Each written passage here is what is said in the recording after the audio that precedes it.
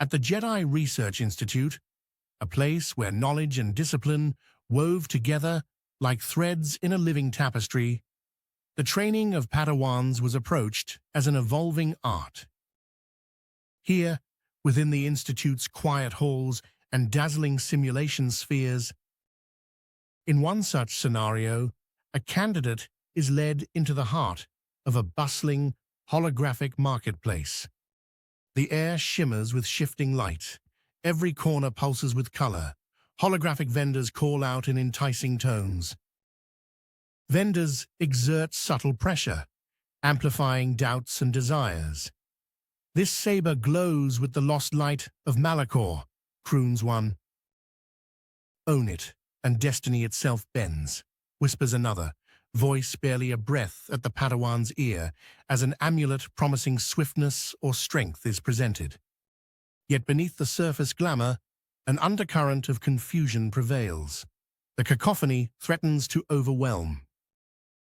The path forward is not in their overtures, but in the resistance to them, in the closing of the eyes, the deep drawing of the breath, the focus shifting inward, becoming mindful of the subtle, steady signature within the Force. The true artifact does not call out in flashing lights, but radiates a presence, calm, unwavering, genuine.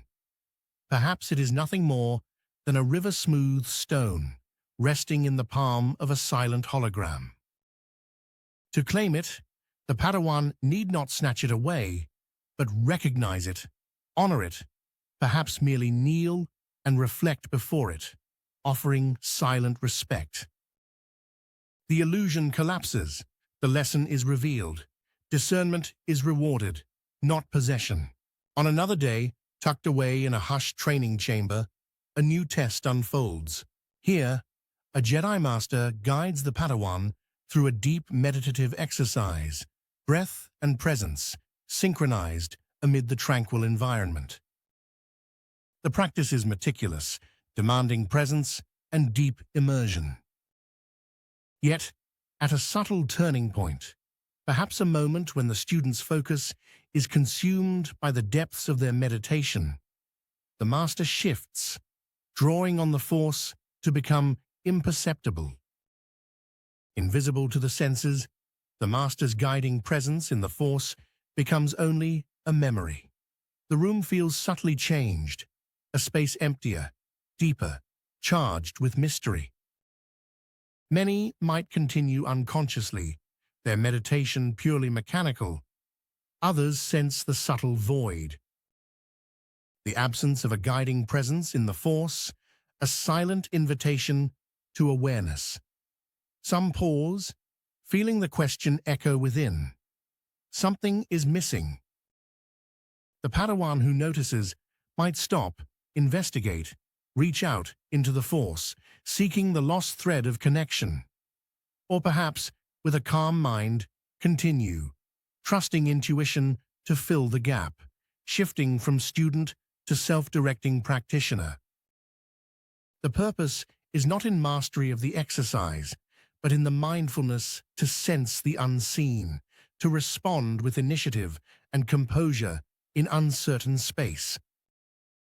What is tested is not just skill, but awakened perception and presence. A further trial, a labyrinth of shifting gray corridors, depth and direction twist. Visual cues dissolve into meaningless patterns. Frustration rises when relying on sight. Only by surrendering to the deception and turning to senses beyond the eyes does the path unfold. Feeling through currents in the Force, the Padawan perceives the subtle route. The lesson? Trust not only what is seen, but what is sensed from within. Finally, in a simulated ancient temple, the Padawan meets the Oracle, cloaked in mist and riddles. The Oracle speaks a prophecy, cryptic, unsettling. The fate of a crisis hangs in the balance.